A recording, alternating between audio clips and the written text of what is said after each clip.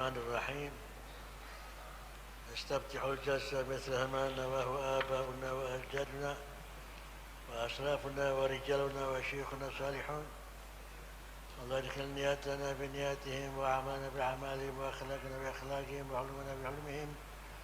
نستحضر أرواحهم الطاهرة الزكية بهذه الجلسة والذكرى النافعة، وإلى أرواح والدينا والديكم وأمواتكم نولي لهم الفاتحة، وإلى حضرة النبي سيدنا محمد صلى الله عليه وسلم الفاتحة.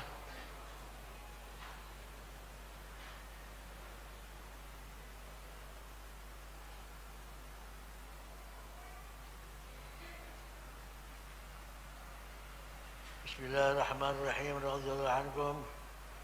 وقال بالفضل عياد بن موسى في كتاب الشفاء الفصل الثامن في إعلام الله تعالى خلقه بصلاته عليه وولايته له ورفعه العذاب بسببه.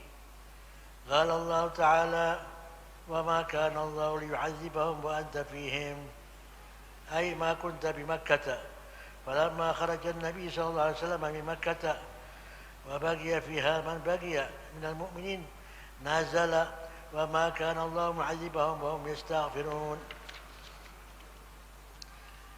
وهذا مثل قوله: لو تزيلوا لعذبنا الذين كفروا منهم عذابا أليما. وقوله تعالى: ولولا رجال مؤمنون ونساء مؤمنات لم تعلموهم أن تطؤوهم فتصيبكم منهم معرة بغير علم لا يدخل الله في رحمته من يشاء.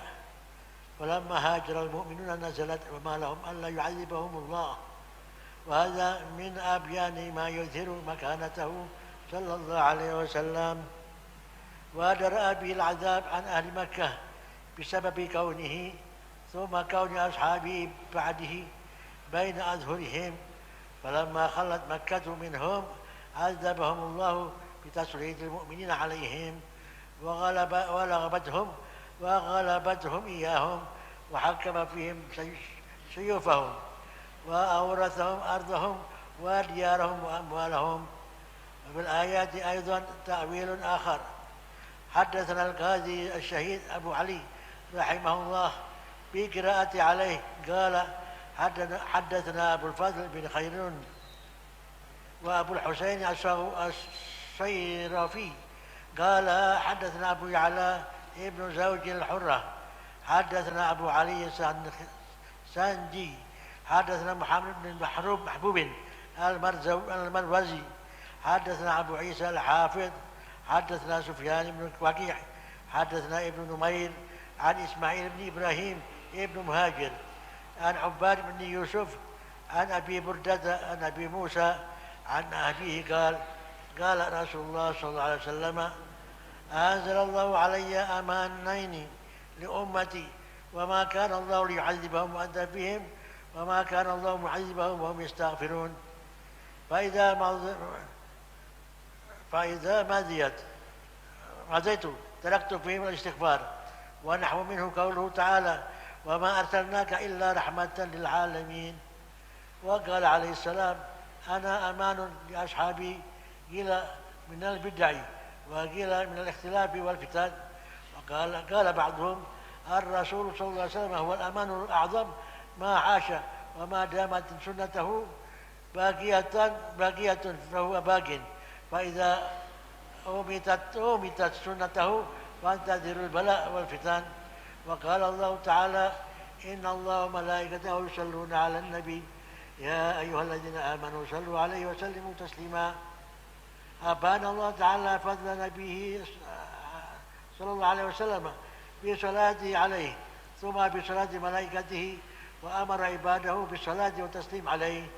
وقد حكى أبو بكر ابن فورك عن بعض العلماء تأول قوله عليه السلام: وجعلت قرة عيني في الصلاة، على هذا أي في صلاة الله تعالى علي وملائكته وأمره الأمة بذلك إلى يوم القيامة. والصلاة من الملائكة ومنا له دعاء، ومن الله عز وجل رحمة، وقيل يصلون يباركون. وقد فرق النبي صلى الله عليه وسلم حين علم الصلاة عليه بين لفظ الصلاة والبركة وسنذكر حكم الصلاة عليه آخر مكان.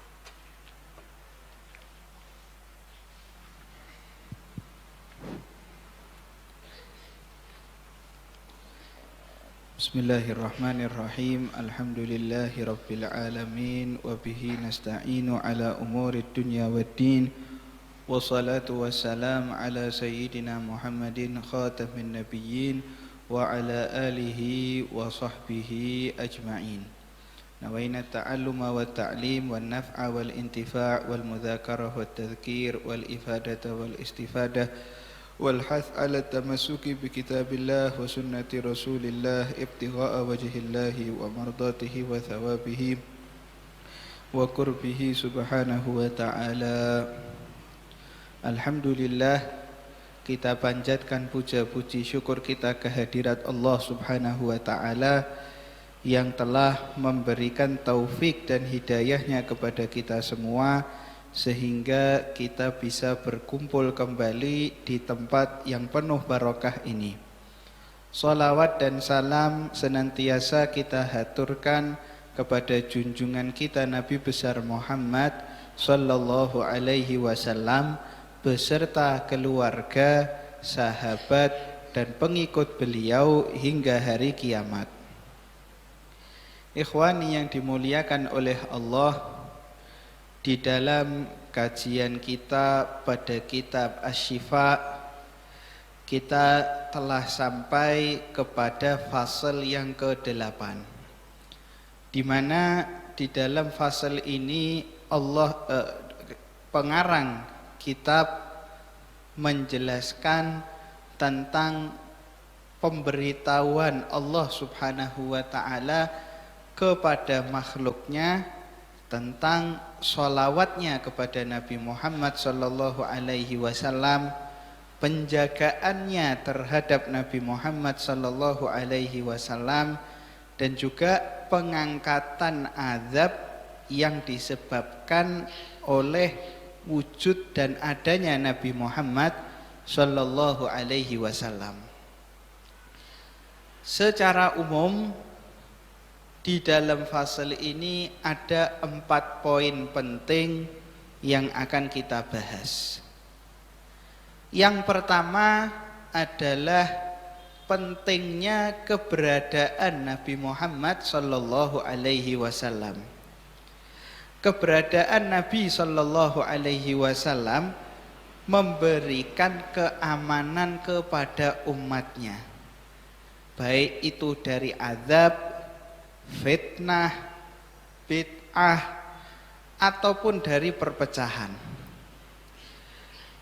Di dalam surat Al-Anfal ayat 33, Allah Subhanahu wa ta'ala berfirman yang bunyinya, wa ma kana Allahu liyu'adzibahum wa anta fihim. Wahai Nabi Muhammad sallallahu alaihi wasallam, tidaklah mungkin Allah itu mengazab mereka sedangkan kamu itu ada di antara mereka. Wa ma kana Allahu liyu'adzibahum wa hum yastaghfirun. Dan tidak mungkin Allah itu menurunkan azabnya kepada mereka sedangkan mereka itu beristighfar dan memohon ampun kepadaku. Maksud dari ayat ini adalah bahwa ketika Nabi Shallallahu Alaihi Wasallam berada di kota Mekah, maka Allah Subhanahu Wa Taala tidak akan menurunkan azabnya kepada orang-orang kafir Quraisy. Kenapa? Karena di antara orang-orang kafir Quraisy tersebut ada Rasulullah Sallallahu Alaihi Wasallam. Keberadaan Nabi Sallallahu Alaihi Wasallam di antara mereka inilah yang membuat Allah itu menahan turunnya azab kepada orang-orang kufar yang ada di sekitar situ. Nah, kemudian setelah Nabi Shallallahu Alaihi Wasallam hijrah ke kota Madinah, dan ketika itu di kota Mekah masih tersisa orang-orang mukmin, orang-orang beriman yang tidak mampu untuk pergi berhijrah bersama Rasulullah Shallallahu Alaihi Wasallam. Maka berkat keberadaan orang-orang mukmin ini dan berkat istighfar dari mereka, Allah Subhanahu wa taala menahan turunnya azab kepada orang-orang kafir Quraisy. Makanya di dalam ayat tadi Allah Subhanahu wa taala mengatakan, wa ma kanallahu mu'adzibahum wa hum yastaghfirun. Dan tidak mungkin Allah itu menurunkan azab kepada mereka sedangkan mereka beristighfar. Di waktu itu masih ada beberapa orang mukmin yang tinggal di Mekah. Berkat istighfar, ibadah yang dilakukan orang-orang mukmin di Mekah saat itu, Allah menahan azabnya sehingga tidak diturunkan kepada orang-orang kafir Quraisy. Nah, penafsiran ini sesuai dengan firman Allah Subhanahu wa taala yang lain yang disebutkan di dalam surat Al-Fatah ayat 25, di mana di situ Allah Subhanahu wa taala berkata, walaula rijalun mu'minuna wa nisaun mu'minatun lam ta'lamuhum an tata'uhum fatusibakum minhum ma'arratun bighairi ilm. Kalau seandainya bukan gara-gara laki-laki dan wanita beriman yang ada di kota Mekah, yang mana kalian itu tidak mengenal mereka, sehingga ditakutkan kalian itu nanti membunuh mereka secara tidak sengaja, maka aku tidak mengizinkan kalian untuk berperang, untuk masuk, untuk menaklukkan kota Mekah. Di sini Allah menjelaskan bahwa Allah tidak memberikan izin kepada Nabi Shallallahu Alaihi Wasallam dan juga para sahabat untuk masuk ke kota Mekah, untuk menaklukkan kota Mekah, untuk menundukkan dan memerangi orang-orang kafir Quraisy, karena di situ mungkin ada orang-orang beriman yang tidak kamu ketahui, yang menyembunyikan imannya, dan ditakutkan nanti kalian juga ikut bunuhi mereka karena kalian menyangka bahwa mereka itu termasuk orang-orang kafir Quraisy. Jadi secara tidak langsung keberadaan orang-orang beriman yang waktu itu masih ada di kota Mekah dan belum berhijrah ke kota Madinah itu menjadi berkah, menjadi sebab Allah Subhanahu wa taala menahan hukumannya kepada orang-orang kafir Quraisy. Nah, kemudian setelah orang-orang beriman ini semuanya akhirnya berhijrah ke kota Madinah dan kota Mekah itu sudah kosong dari orang-orang yang beriman, Allah Subhanahu wa taala menurunkan firman-Nya yang disebutkan di dalam surat Al-Anfal ayat 34 yang berbunyi, wa ma lahum alla yu'adzibahumullah wa hum yasudduna 'anil masjidil harami wa ma kanu awliya'ah. Dan kenapa Allah itu harus menahan azabnya kepada mereka sedangkan mereka itu menghalangi orang-orang untuk beribadah di Masjidil Haram, padahal mereka ini bukan orang-orang yang berhak untuk mengurus Masjidil Haram. Oleh karena itu para ulama menyebutkan bahwa ketika Nabi Shallallahu Alaihi Wasallam berada di kota Mekah, maka Allah menahan hukumannya karena keberadaan Rasulullah Shallallahu Alaihi Wasallam. Kemudian ketika Nabi sudah berhijrah ke kota Madinah, Allah masih menahan hukumannya kepada orang-orang kafir Quraisy karena keberadaan orang-orang mukmin yang tidak mampu berhijrah ke kota Madinah. Tapi kemudian setelah kota Mekah itu kosong dari orang-orang beriman, maka Allah Subhanahu wa taala menurunkan hukumannya kepada orang-orang kafir Quraisy lewat tangan Nabi Muhammad sallallahu alaihi wasallam dan para sahabat berupa peristiwa Fathu Makkah, pembukaan kota Mekah, di mana di situ orang-orang kafir Quraisy tunduk, patuh, tertawan kepada Rasulullah sallallahu alaihi wasallam. Hanya saja karena kasih sayang, akhlak dan rahmat yang ada di hati Nabi Muhammad sallallahu alaihi wasallam, Nabi pun memaafkan mereka dan pada akhirnya mereka masuk ke dalam agama Islam secara berbondong-bondong. Nah, ini menunjukkan bagaimana keberadaan Nabi sallallahu alaihi wasallam itu sangat penting bagi umatnya. Nah, kemudian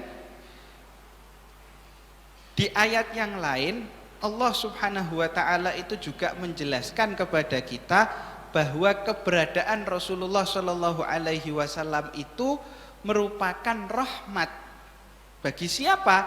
Tidak cuma bagi umatnya saja, akan tetapi bagi seluruh alam semesta. Allah Subhanahu wa taala berfirman yang bunyinya wa ma arsalnaka illa rahmatan lil alamin. Dan kami ini tidak mengutusmu wahai Nabi Muhammad sallallahu alaihi wasallam kecuali sebagai rahmat kasih sayang untuk siapa? Tidak untuk umatmu saja, tidak untuk orang beriman saja, bahkan tidak untuk manusia saja, tapi lil alamin, untuk seluruh alam semesta. Ini menunjukkan kebesaran jasa Rasulullah Shallallahu alaihi wasallam kepada kita sebagai umatnya dan juga kepada seluruh alam semesta, baik itu manusia ataupun bukan manusia. Selain itu, di dalam sebuah hadis Nabi Shallallahu alaihi wasallam juga bersabda, "Ana amanun li ashabi." Aku ini adalah keamanan bagi sahabat-sahabatku. Para ulama berbeda pendapat mengenai keamanan yang dimaksud oleh Nabi di dalam hadis tersebut.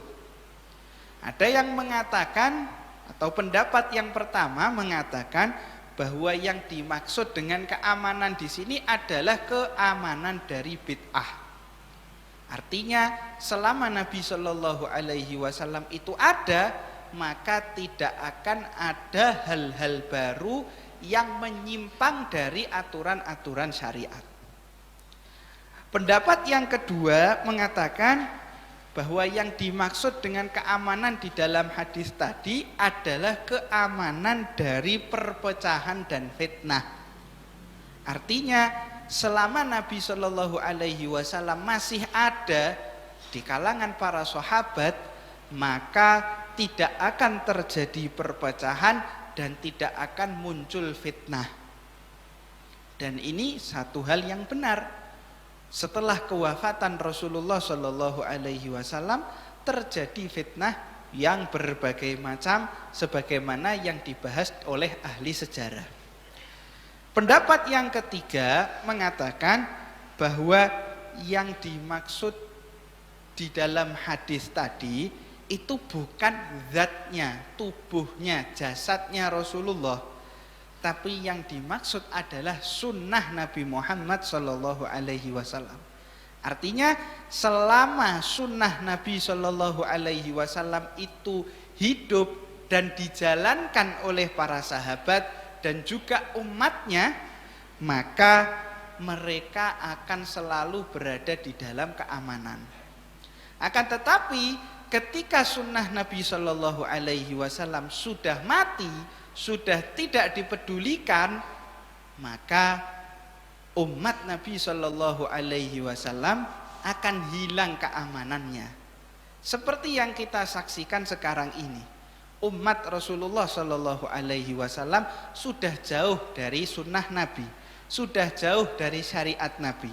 Pada akhirnya apa yang terjadi?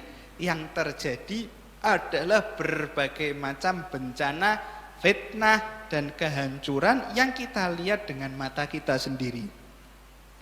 Nah, ini sebagai bukti bahwa keberadaan sunnah Nabi Shallallahu Alaihi Wasallam itu menimbulkan keamanan. Nah, ini adalah poin yang pertama, yaitu apa? Pentingnya keberadaan Rasulullah Shallallahu Alaihi Wasallam.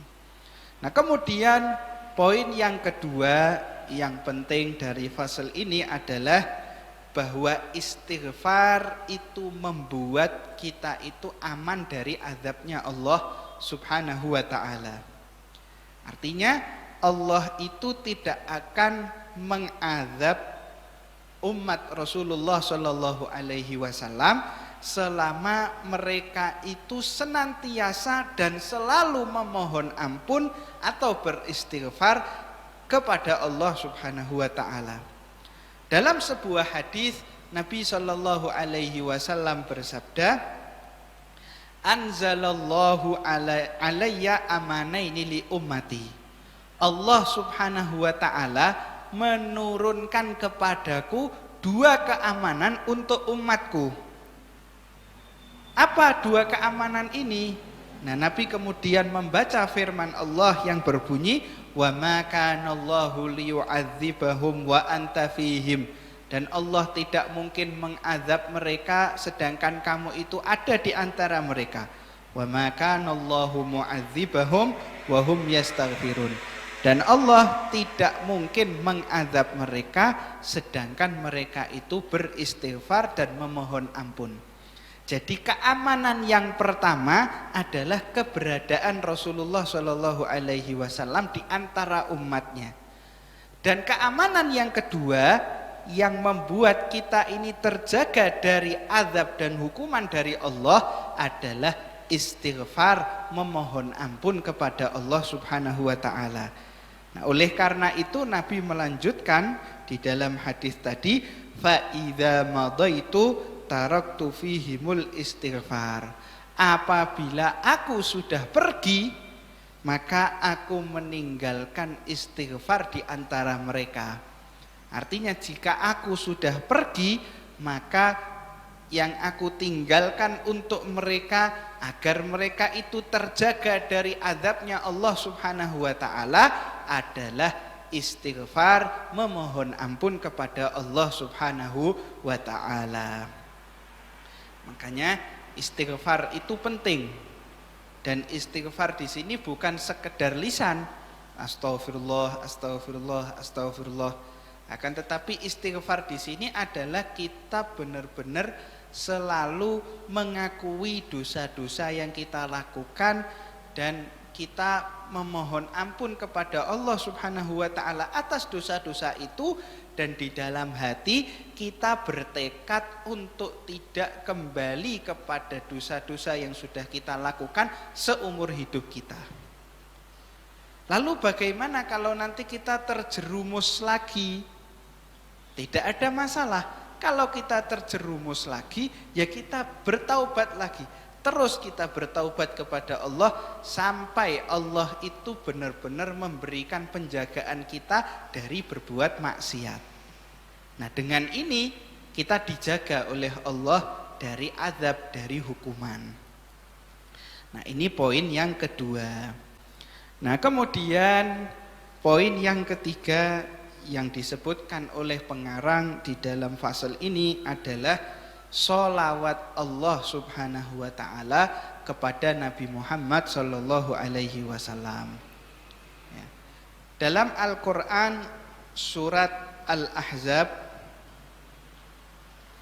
dalam Al-Quran surat Al-Ahzab ayat 56, Allah Subhanahu wa ta'ala berfirman, innallaha wa malaikatahu yusalluna ala nabi.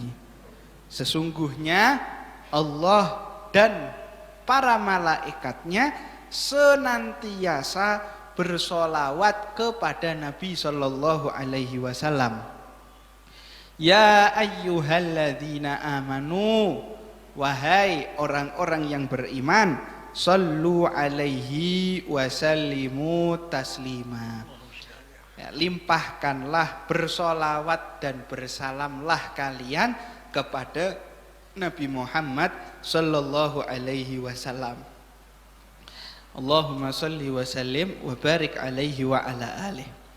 Nah, ayat ini menjelaskan kepada kita semua keutamaan Nabi Muhammad Sallallahu Alaihi Wasallam, di mana di situ Allah mengumumkan kepada seluruh makhluknya bahwa zatnya yang suci dan juga para malaikatnya yang suci itu senantiasa selalu tidak pernah berhenti bersolawat kepada Nabi Muhammad Sallallahu Alaihi Wasallam. Nah, kemudian setelah Allah mengumumkan hal tersebut, Allah kemudian memerintahkan hamba-hambanya yang beriman untuk juga ikut bersolawat kepada Rasulullah Sallallahu Alaihi Wasallam.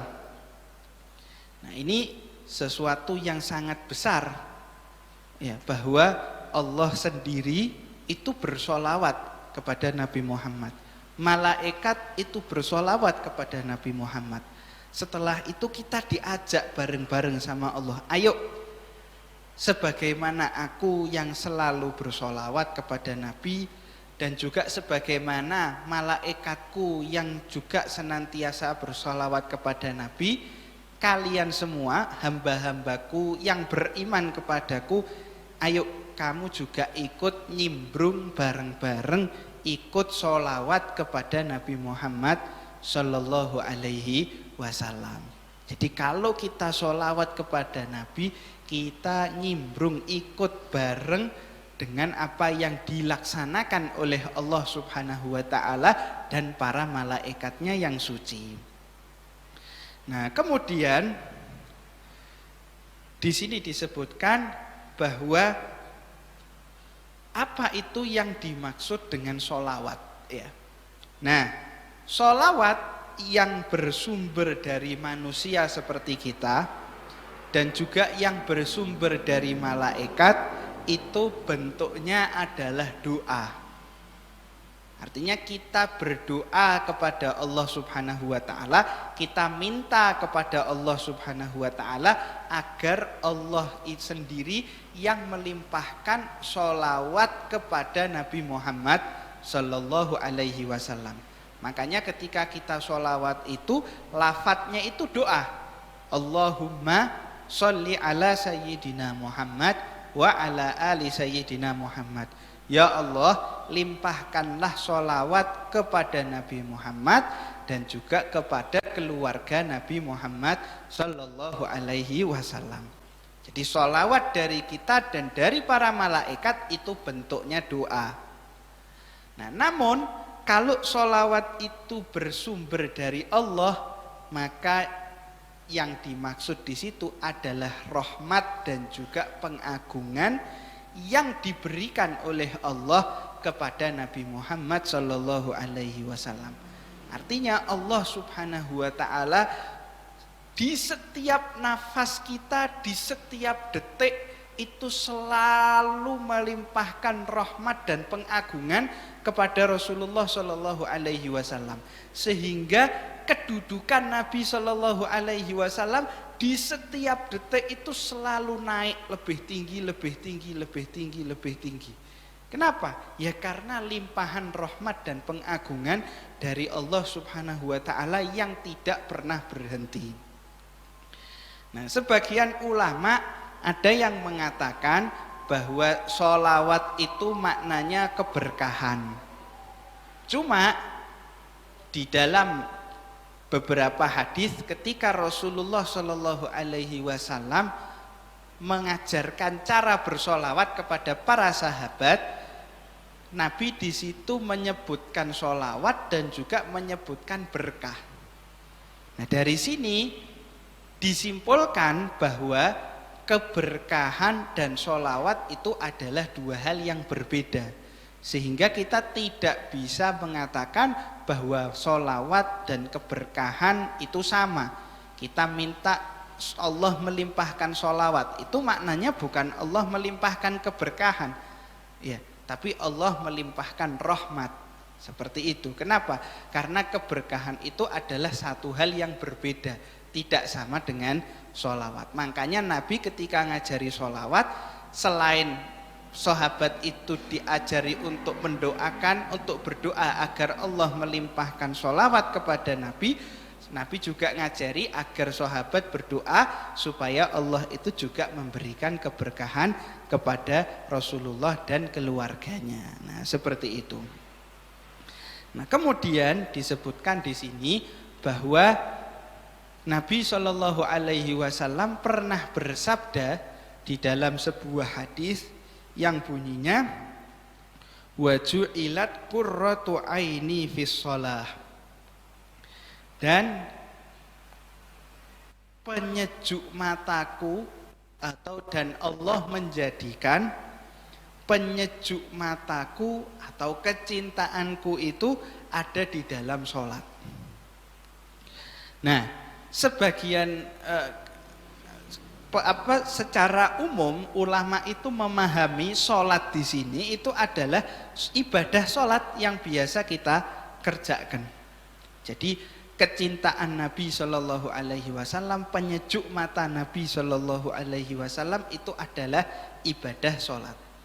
Namun ada sebagian ulama yang mengatakan bahwa yang dimaksud dengan sholat di sini itu bukan ibadah sholat yang biasa dikerjakan setiap hari, tapi yang dimaksud dengan ibadah sholat di sini adalah sholawat yang diberikan oleh Allah, para malaikat, dan juga hamba-hamba Allah yang beriman yang disebutkan oleh Allah Subhanahu wa ta'ala di dalam ayat sholawat yang tadi kita baca.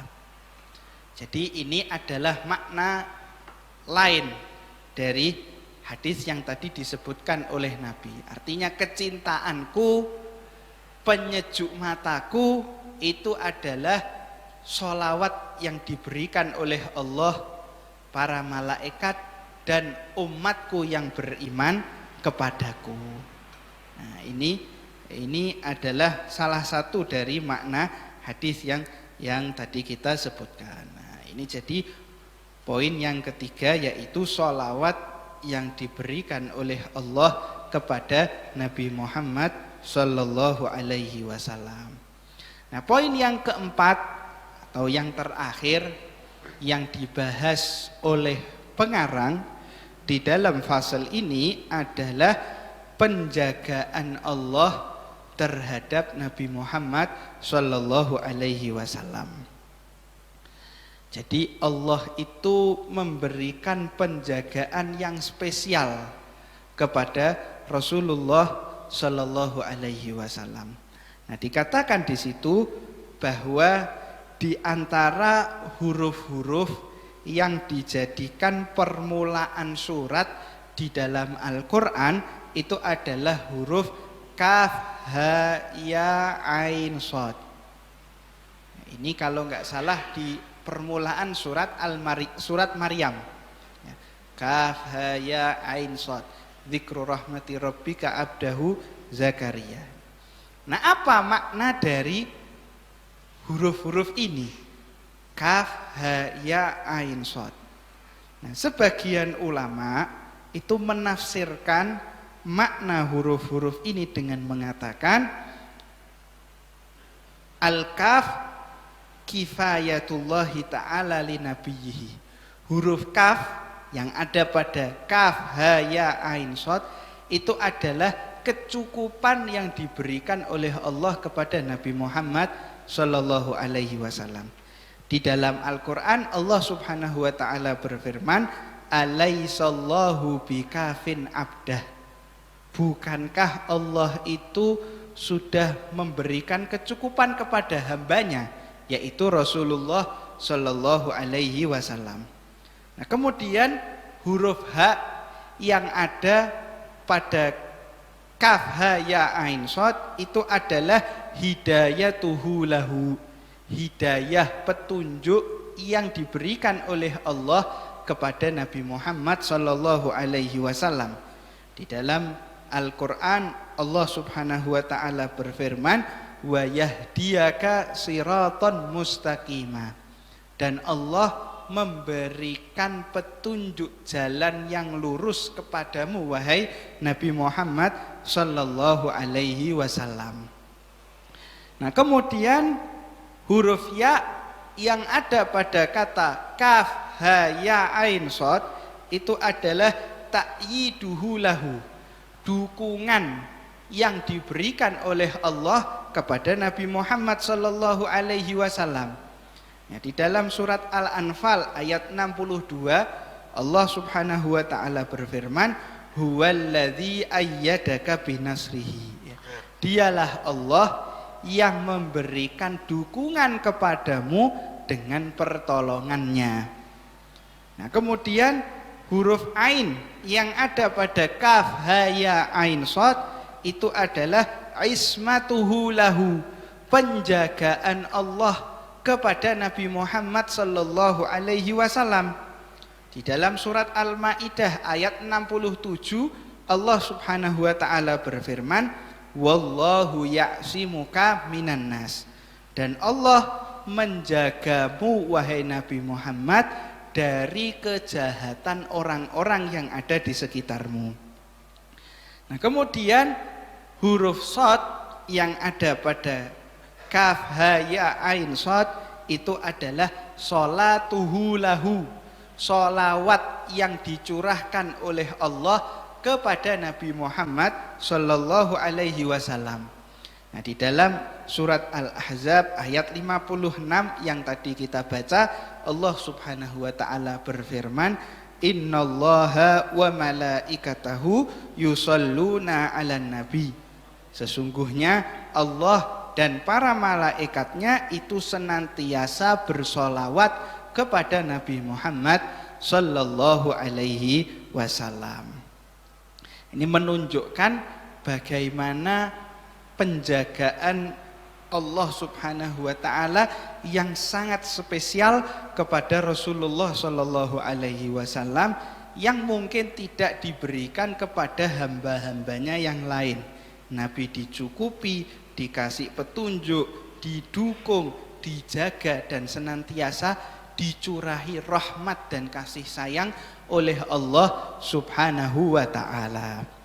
Nah, kemudian di antara yang menunjukkan penjagaan Allah Subhanahu wa taala yang spesial kepada Rasulullah sallallahu alaihi wasallam adalah firman yang diturunkan oleh Allah di dalam surat At-Tahrim. Nah, sebelum kita membaca firman ini, kita harus tahu terlebih dahulu kisah yang menyebabkan ayat ini turun.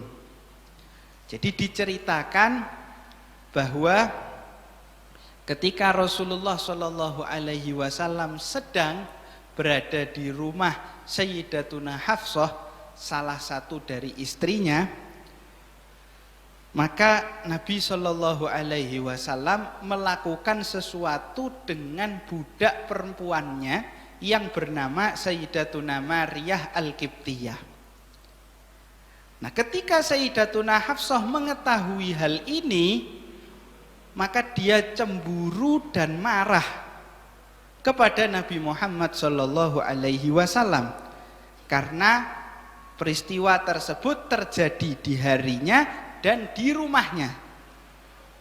Maka untuk menenangkan Sayyidatuna Hafsah, Nabi Shallallahu Alaihi Wasallam berjanji untuk mengharamkan Sayyidatuna Maryah Al-Qibtiyah kepada dirinya sendiri, sehingga Nabi tidak akan mendekati Sayyidatuna Maryah Al-Qibtiyah seumur hidup.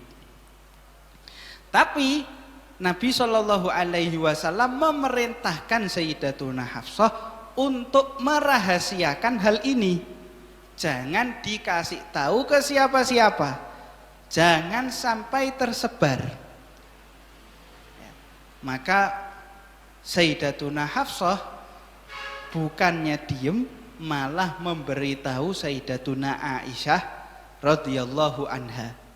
Maka Allah kemudian menurunkan firman-Nya kepada Rasulullah Shallallahu alaihi wasallam yang dimulai dari awal surat At-Tahrim, di mana di situ Allah memberikan teguran. Kenapa engkau itu mengharamkan sesuatu yang halal untuk dirimu? Nah, kemudian Allah memberitahu Rasulullah Shallallahu alaihi wasallam kejadian di mana Sayyidatuna Hafsah ini membocorkan rahasianya kepada Sayyidatuna Aisyah. Maka kemudian Allah Subhanahu wa taala menurunkan ayat yang di situ isinya adalah menegur Sayyidatuna Hafsah dan Sayyidatuna Aisyah radhiyallahu anha. Yaitu di situ Allah Subhanahu wa taala menyebutkan in tatuba ilallahi faqad saghat qulubukuma. Kalau kalian berdua itu bertaubat kepada Allah Subhanahu wa taala dari kesalahan kalian ini, membocorkan rahasia Rasulullah Shallallahu alaihi wasallam, maka memang kalian itu sudah berbuat salah dan pantas untuk bertaubat. Wa in tadhahara alaihi, tapi kalau kalian itu saling tolong menolong, kerjasama untuk menekan atau melakukan sesuatu yang enggak disukai oleh Nabi Muhammad sallallahu alaihi wasallam, fa innallaha huwa maulahu, maka ketahuilah sesungguhnya Allah itu adalah penolong Nabi Muhammad sallallahu alaihi wasallam, wa Jibrilu, dan juga malaikat Jibril, wa salihul mu'minin, dan orang-orang mukmin yang soleh, wal malaikatu ba'da dzalika dzahir, dan para malaikat juga ikut nolong Nabi Muhammad sallallahu alaihi wasallam.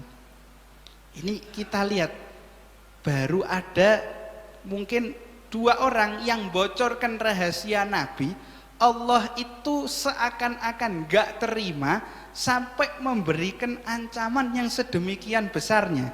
Kalau kamu tolong menolong, kerjasama untuk ngelakuin sesuatu yang gak disukai sama nabiku, ingat, yang nolong nabi itu adalah aku, malaikat Jibril, orang-orang beriman, dan seluruh malaikat. Ayo, siap-siap kamu. Ini penjagaan yang luar biasa dari Allah Subhanahu wa taala kepada Nabi Muhammad sallallahu alaihi wasallam.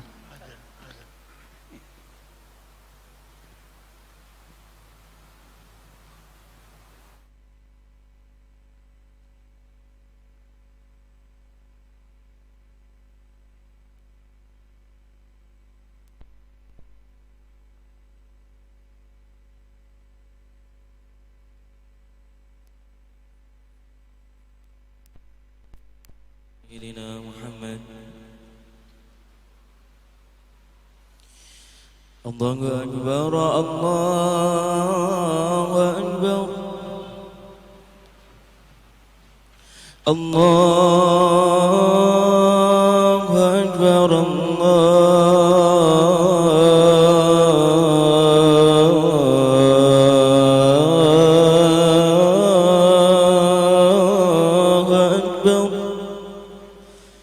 أشهد أن لا إله إلا الله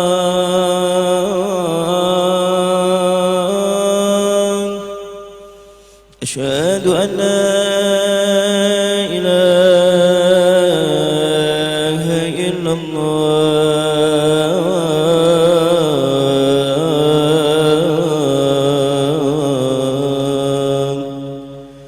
أشهد أن محمدا رسول الله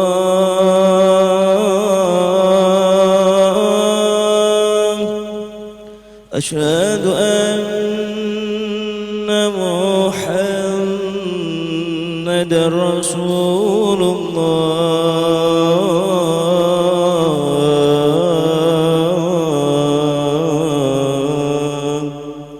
حي على الصلاة حي على الصلاة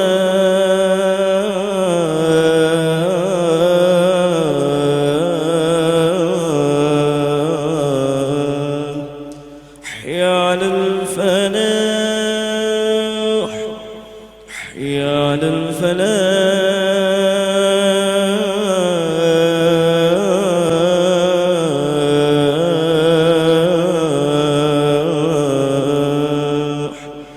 الله أكبر الله أكبر لا إله إلا الله لا إله إلا الله. اللهم صل وسلم على سيدنا محمد وعلى آل سيدنا محمد. اللهم رب هذه الدعوة التامة والصلاة القائمة آتي سيدنا محمد الوسيلة والفضيلة والشرف والدرجة العالية الرفيعة وابعث المقام المحمود له حتى يا أرحم الراحمين. رب اغفر لي ولوالدي رب اغفر لي ولوالدي رب اغفر لي ولوالدي رب اغفر لي ولوالدي رب اغفر لي ولوالدي وارحمهما كما ربياني صغيرا. اللهم انصر العفو والعافية والمعافاة الدائمة في الدين والدنيا والآخرة. صلى الله على سيدنا محمد وسلم والحمد لله رب العالمين. Nah, kemudian sedikit lagi di dalam ayat tadi disebutkan bahwa di antara yang akan menolong Nabi Muhammad sallallahu alaihi wasallam itu adalah salihul mukminin, orang-orang beriman yang soleh.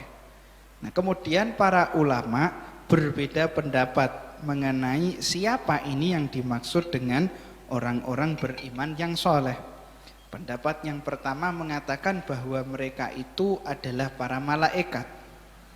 Ada juga yang mengatakan bahwa yang dimaksud di situ adalah para nabi. Ada juga yang mengatakan bahwa yang dimaksud di situ adalah Sayyidina Abu Bakar dan juga Sayyidina Umar. Ada juga pendapat yang bilang bahwa yang dimaksud orang-orang beriman yang soleh adalah Sayyidina Ali bin Abi Thalib. Nah, dan juga pendapat yang terakhir itu mengatakan bahwa yang dimaksud dengan orang-orang beriman di sini adalah ya orang-orang beriman secara umum.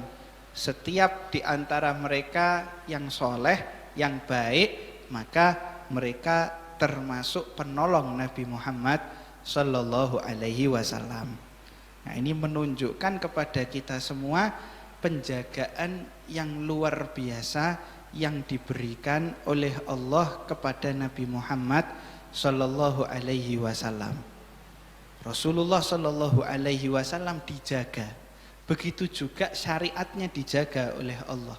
Agama yang dibawa oleh Allah ini dijaga dengan penjagaan yang luar biasa. Ya. Tapi kenapa kok kita ini merasa kayak kita ini enggak dijaga sama Allah Subhanahu wa taala? Agama ini dengan gampangnya diobrak-abrik oleh musuh-musuh Allah Subhanahu wa taala. Jawabannya sebenarnya sederhana. Penjagaan Allah itu tetap ada. Ya. Penjagaan yang tadi kita bahas yang luar biasa, yang jaga itu Allah, para malaikat, terus para nabi, orang-orang soleh dan lain sebagainya, itu tetap ada sampai sekarang. Cuma yang membuat penjagaan ini enggak berfungsi di kita, ya karena kita enggak berpegang teguh kepada Nabi Muhammad sallallahu alaihi wasallam. Makanya Dr. Said Ramadan Al-Buti itu beliau pernah mengatakan di dalam salah satu kitabnya bahwa kekuatan dari umat Islam itu bukan dari senjata, bukan kecerdasan, bukan pasukan militer ataupun lainnya. Kekuatan utamanya, kekuatan pokok dari umat Islam itu adalah agama Islam itu sendiri. Jadi ketika orang-orang kufar itu faham, mereka mempelajari Islam, mempelajari umat Islam, mempelajari kebudayaan umat Islam, dan mereka dapat kesimpulan ini, maka untuk menghancurkan umat Islam yang dilakukan adalah menjauhkan dulu umat Islam dari agamanya sendiri. Kalau udah jauh umat Islam itu dari agamanya, udah mereka nggak mungkin berkreasi, mereka nggak mungkin berinovasi, mereka nggak mungkin mau belajar. Kenapa? Karena dorongan keimanan yang membuat mereka melakukan itu semua yang terjadi di masa lampau itu udah hilang. Kalau udah seperti itu ya udah gampang diobrak-abrik, gampang dirusak, gampang dihancurkan.